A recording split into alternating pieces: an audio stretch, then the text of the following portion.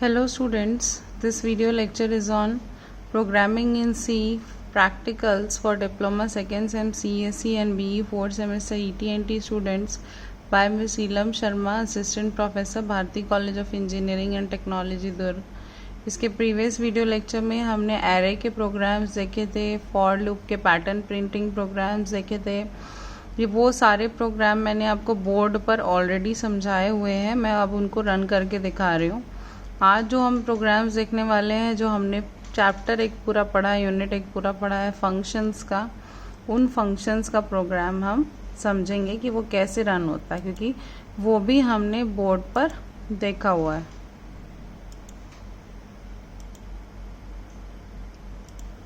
तो फंक्शन में 4 टाइप होते हैं। एक होता है no argument no return value, दूसरा होता है नो आर्ग्यूमेंट रिटर्न वैल्यू, तीसरा होता है आर्ग्यूमेंट नो रिटर्न वैल्यू और चौथा होता है आर्ग्यूमेंट एंड रिटर्न वैल्यू। तो no argument no return value का ये मतलब होता है कि जो फंक्शन का नाम होगा उसके आगे भी वॉइड लगेगा और जो पैरेंथेसिस हम ओपन करते हैं उसमें कोई भी आर्ग्यूमेंट हम पास नहीं करेंगे। तो यहाँ पर एक प्रोग्राम बनाना है जिसमें हम वॉल्यूम ऑफ कोन निकालेंगे फंक्शन के थ्रू, और यही आगे के भी सारे प्रोग्राम से प्रोग्राम यही बनाना है, बस हम टाइप जो है फंक्शन का वो समझेंगे। तो पहला टाइप है आपका no argument no return value.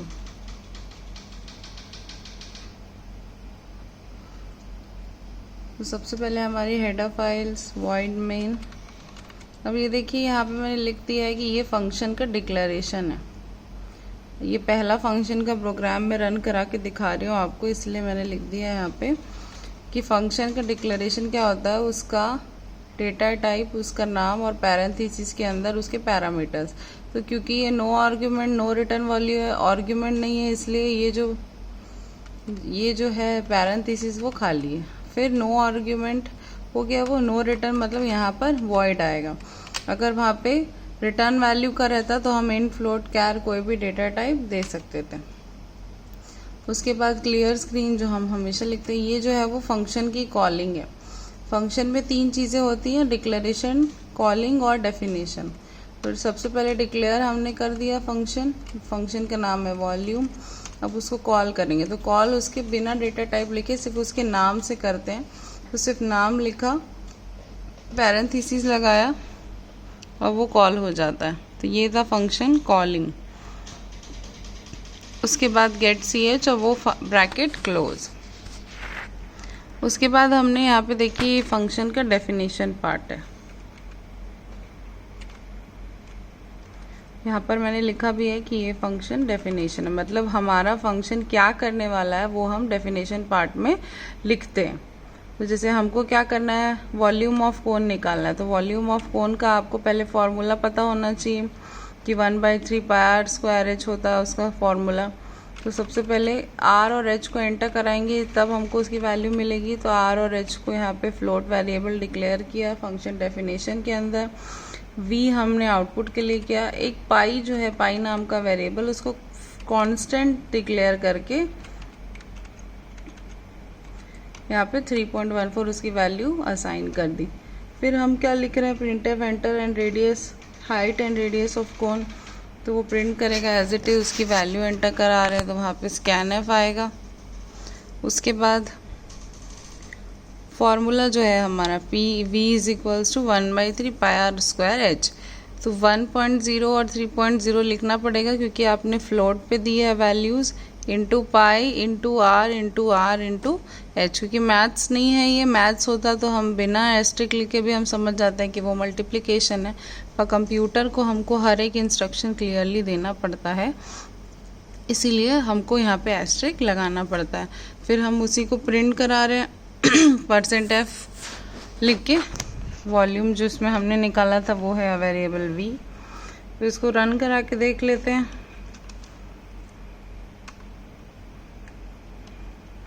देखिए पूछ रहा है एंटर रेडियस और हाइट ऑफ कोन।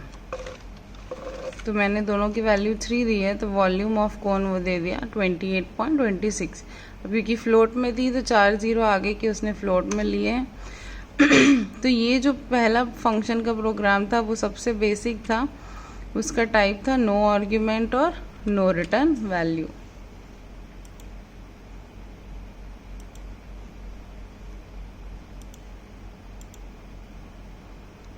ये सेकेंड टाइप का है, इसमें भी कोन ही निकालना है, वॉल्यूम ऑफ कोन ही निकालना है हमको, पर इसका टाइप है argument but no return value. ये मैंने यहाँ पे लिखा भी हुआ है। तो आर्ग्यूमेंट तो रहेगा पर रिटर्न वैल्यू नहीं रहेगी, तो रिटर्न वैल्यू नहीं रहेगी मतलब यहाँ पर वॉइड रहेगा। आर्ग्यूमेंट रहेगा मतलब पैरेंथेसिस के अंदर हम कोई भी डेटा टाइप या आर्ग्यूमेंट उसमें पास करेंगे। तो हमने दो आर्ग्यूमेंट्स लिए हैं, दोनों फ्लोट टाइप के हैं। आर्ग्यूमेंट्स के नाम हमने अभी डिक्लेयर नहीं किए। अब ये देखिए जो फ्लोट R1 और H1 जो मैंने यहाँ पर लिखा है, वो ये जो R1 और H1 है वो यहीं पे पास होगी उसकी वैल्यू, उसको बोलते हैं आर्ग्यूमेंट पास करना। तो ये जो R1 और H1 मैंने लिया वो यहीं पे पास होगी, आर्ग्यूमेंट पैरामीटर पासिंग। फिर प्रिंट होगा enter the radius and height, फिर उसके लिए स्कैनएफ हमने लिखा हुआ है। अब देखिए यहाँ पे जो कॉलिंग हो रही है, तो कॉलिंग में क्या हो रहा है, ये फंक्शन की कॉलिंग है, तो वॉल्यूम R1 और H1 लिखा हुआ है, जबकि हमने यहाँ पे सिर्फ फ्लोट लिखा हुआ है। तो मैंने आपको भी बताया कि R1 और H1 क्या इसमें पास होगा, तो ये R1 यहाँ पास होगा, ये H1 यहाँ पास होगा, इसीलिए हमने R1 और H1 नीचे डिक्लेयर किया है। वो बाय डिफ़ॉल्ट उसको कंपाइलर समझ जाएगा कि वो वैल्यूज़ इसी फंक्शन के लिए है। उसके बाद फंक्शन का डेफिनेशन पार्ट। अब देखिए ऊपर R1 और H1 था और यहाँ पे मैंने R और H लिया है। तो इस टाइप के प्रोग्राम्स को हम बोलते हैं कॉल बाय वैल्यू। ये मैंने क्लास में समझाया है कि जब कॉपीड वैल्यू पे हम काम करते हैं, जैसे हम जो वैल्यू एंटर करेंगे वो वैल्यू कहाँ जाएगी, R1 और H1 में। फिर मैंने एक और वेरिएबल डिक्लेयर कर दिया R और H, तो ये R और H जो है वो कहाँ से वैल्यूज फेच करेंगे, R1 और H1 से। फिर जो भी ऑपरेशन परफॉर्म होगा वो R और H में होगा, और R1 और H1 में जो वैल्यू में हमने एंटर की थी वो एज इट इज़ रहेगी। इसको कॉल बाय वैल्यू का भी प्रोग्राम आप बोल सकते हो। तो फिर हमने V लिया आउटपुट के लिए, फिर एक तो कॉन्स्ट फ्लोट पाई लिया यहाँ पर, और फिर फॉर्मूला लगा के सिंपल उसको प्रिंट करा दिया।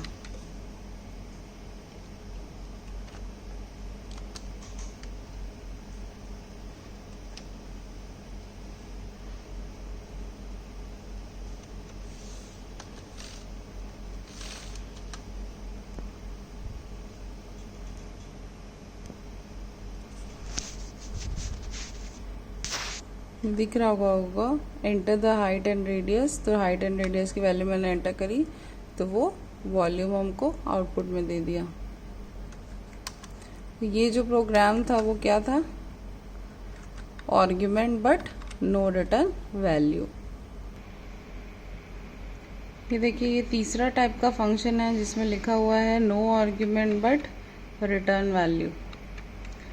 मतलब इसमें आर्ग्यूमेंट नहीं रहेगा लेकिन रिटर्न वैल्यू रहेगी, मतलब वॉइड नहीं रहेगा इसमें फंक्शन के नाम के आगे। इसमें फंक्शन के नाम के आगे कोई ना कोई डेटा टाइप रहेगा और आर्ग्यूमेंट नहीं रहेगा अंदर।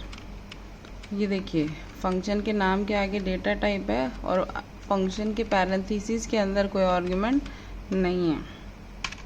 तो ये आपका डिक्लेरेशन पार्ट है फंक्शन का। उसके बाद प्रोग्राम वही है, वॉल्यूम ऑफ कोन, रेडियस और हाइट निकाल रहे हैं तो प्रिंटएफ रेडियस और हाइट। उसके बाद यहाँ पे कॉल किया तो विदाउट डेटा टाइप हम कॉल करते हैं तो सिंपल वॉल्यूम। उसके बाद यही जो है हमारा डेफिनेशन पार्ट है, इसमें जो आपने नाम दिया है सेम वही नाम लिखना पड़ता है विथ डेटा टाइप। तो डेटा टाइप हमारा फ्लोट था तो फ्लोट वॉल्यूम। उसके बाद यहाँ पे फिर देखिए हमने नया जो वेरिएबल डिक्लेयर किया R1 H1 और V। तो R1 H1 और V डिक्लेयर किया। ये R1 H1 किसके लिए है, रेडियस और हाइट के लिए है। कांस्टेंट पाई डिक्लेयर किया, स्कैनएफ लिखा क्योंकि उसमें वैल्यूज़ हमको इनपुट करानी थी। उसके बाद V is equals to 1.0 divide by 3.0 लिखा, और फिर पाई R1 स्क्वायर और H, और फिर इसको प्रिंट करा दिए। अब यहाँ पर इम्पॉर्टेंट चीज़ ये है, देखिए मैंने यहाँ पर लिखा हुआ है रिटर्न 1.0। ये रिटर्न मुझे क्यों लिखना पड़ा, क्योंकि अगर मैं कोई डेटा टाइप लिखती हूँ किसी फंक्शन के आगे, जैसे अगर मैं मेन के आगे भी इंट मेन लिखूँगी तो वो मुझसे डेटा टाइप के लिए रिटर्न मांगेगा, इसलिए मुझे यहाँ पर रिटर्न लिखना ही पड़ता है। इसलिए फंक्शन के नाम के आगे अगर मैं डेटा टाइप लगाती हूँ तो मुझे यहाँ पर रिटर्न कीवर्ड लिख के कुछ ना कुछ रिटर्न कराना पड़ेगा। जैसे कि अभी हमारा जो प्रोग्राम है ये देखिए 0 एरर है, कंपाइल हो रहा है। मैं यहाँ वॉइड के आगे इंट लिख देती हूँ तो ये क्या बताएगा, function should return a value. तो ये किसके लिए बता रहा है, इंट मेन के लिए। तो जब भी हम डेटा टाइप लिख देते हैं मेन के आगे तो हमको वैल्यू रिटर्न करानी पड़ती है। तो अगर मैं यहाँ पे लिख दूँ रिटर्न 1 तो उसको कोई दिक्कत नहीं होगी। ये देखिए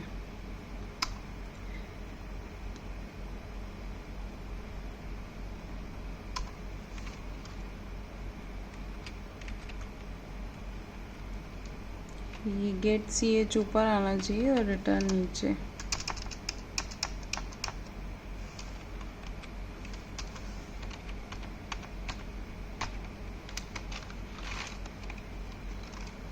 ये हमारा प्रोग्राम अब सक्सेस है।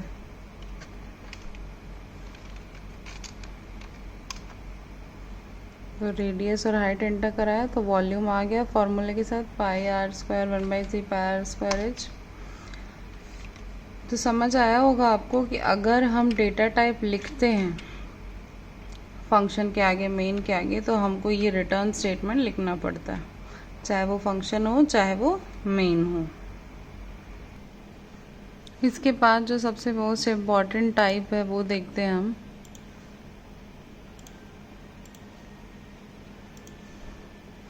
आर्ग्यूमेंट भी है और रिटर्न वैल्यू भी है। मतलब रिटर्न वैल्यू है तो फंक्शन के नाम के आगे कोई डेटा टाइप लगा होगा, और आर्ग्यूमेंट है मतलब पैरेंथेसिस के अंदर कोई ना कोई आर्ग्यूमेंट हमको पास करना ही पड़ेगा।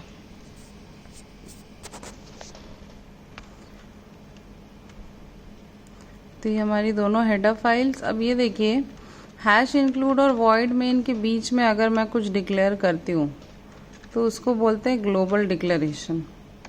तो ये जो हमारे फंक्शन का क्या है, ग्लोबल डिक्लेरेशन है। तो आप चाहे तो वॉइड मेन के अंदर कर सकते हैं, चाहे तो वॉइड मेन के पहले और हेडर फाइल्स के बाद लिख सकते हैं। तो वो आपकी मर्जी है, ऐसा कोई उसमें वो नहीं है, आप दोनों चीज़ें कर सकते हैं। उसके बाद यहाँ पर हमने यहाँ पे देखिए ये 2 बार फ्लोट लिया था, इसके पिछले प्रोग्राम में मैंने बताया था आपको। अब यहाँ पे मैंने फ्लोट r1 h1 लिया है तो इसकी वैल्यू जो है वो इसमें पास हो जाएगी, आर्ग्यूमेंट पासिंग बोलते हैं इसको। उसके बाद हमारी क्लियर स्क्रीन, फिर हम प्रिंट करा रहे हैं radius and height of cone, और फिर उस r1 और h1 को रीड करा रहे हैं। ये हमारे फंक्शन की कॉलिंग। अब फंक्शन की कॉलिंग थोड़ी सी अलग दिख रही होगी आपको, क्योंकि एक जो वेरिएबल है यहाँ पे v1 उसके अंदर हमने फंक्शन को कॉल किया है। क्यों किया है, क्योंकि जब भी हम रिटर्न वैल्यू देते हैं तो हमको कुछ रिटर्न कराना पड़ता है तो इसलिए हम लास्ट में किसको रिटर्न कराएंगे, v1 को। तो v1 में किसकी वैल्यू सेव होगी, इस वॉल्यूम की, इसलिए हमने इस वॉल्यूम को v1 के थ्रू कॉल किया। फिर यहीं printf लिख के हमने किसको प्रिंट करा दिया, v1 को प्रिंट करा दिया। उसके बाद यहाँ पर हमारा फंक्शन डेफिनेशन। तो फिर से देखिए फ्लोट r और h लिखा हुआ है जबकि हमने लिया था r1 और h1। तो ये भी कॉल बाय वैल्यू का एग्जाम्पल है। r1 और h1 की वैल्यू ही किस में पास होगी, r और h में। अब v1 था तो यहाँ पे हमने v ले लिया, तो v1 की जो भी वैल्यू है वो v में पास होगी। तो हम यहाँ पे क्या रिटर्न करा रहे हैं, देखिए v रिटर्न करा रहे हैं। हमने यहाँ पे printf नहीं लिखा, printf हम void main के अंदर ऑलरेडी लिख चुके थे। तो हम रिटर्न कराएंगे क्योंकि यहाँ पर आर्ग्यूमेंट और रिटर्न वैल्यू है। तो v1 में जो भी वैल्यू आएगी वो किस में पास हो जाएगी, v में, और हम उसको रिटर्न करा रहे हैं अभी।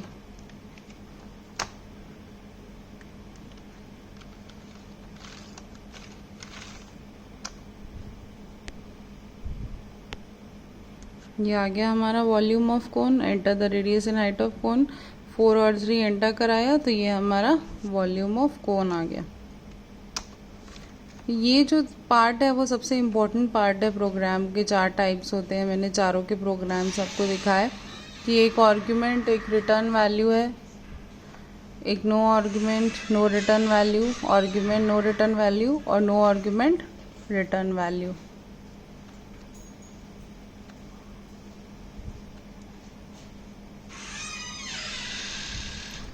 तो ये चारों फंक्शंस थे। इसके बाद हम फंक्शंस के और भी प्रोग्राम्स देखेंगे। Thank you.